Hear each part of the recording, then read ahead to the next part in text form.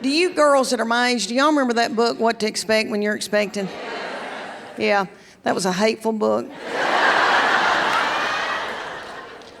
It said things like, you're gonna have a hemorrhoid in the 7th month, on the 4th day, at 2 o'clock in the afternoon. And I'd be like, that's crazy.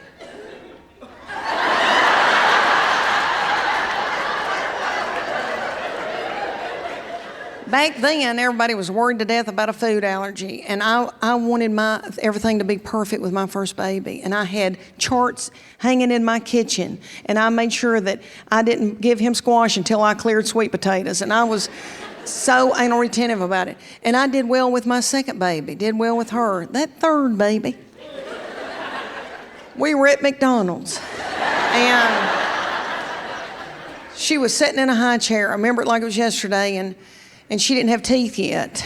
And I took a cheeseburger and flung it onto her high chair, and she gummed it down.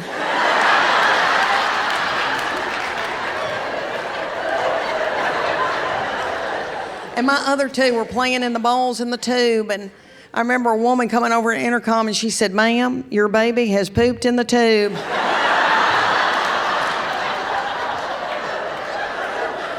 So I had to crawl up in that tube, get my baby, pull my baby down.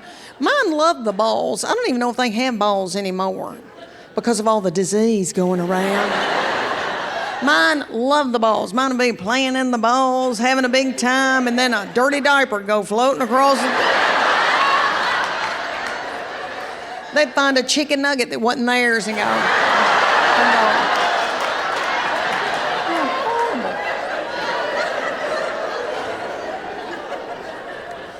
Okay, my middle child is my oldest daughter, and you may have seen a video about me talking about how hateful she was when she was a teenager.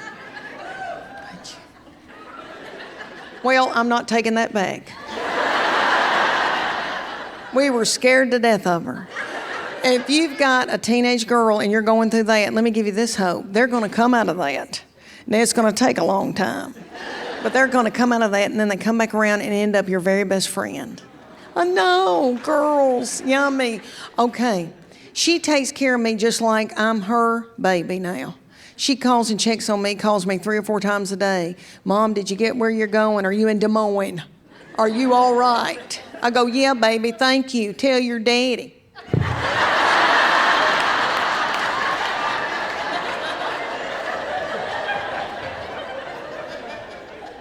She decided to go to the University of Tennessee, and it's only 20 minutes down the road from us, but we never saw her because she was very involved on campus, and she was in a sorority, and she lived at the sorority house, was on their executive board. And let me brag on her a little bit and tell y'all that she was on the homecoming court of that big SEC school, and she looked like a movie star.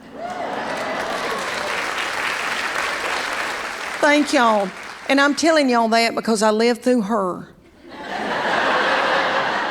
Nobody ever asked me to be on the homecoming court because I was smoking cigarettes behind a dumpster.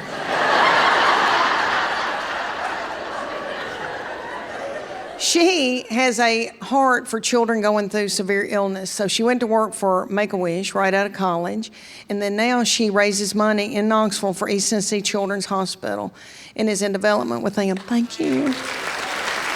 Thank you. And being a nonprofit, she doesn't care a thing in the world about material things or money. She really doesn't. And she had a big birthday, and I said, this is a big one. Let's get you something really good. What do you want? And she said, well, I could use some new prescription glasses. I said, oh, fun. Well, we'll get you those, and how about we get you a flu shot to go with it?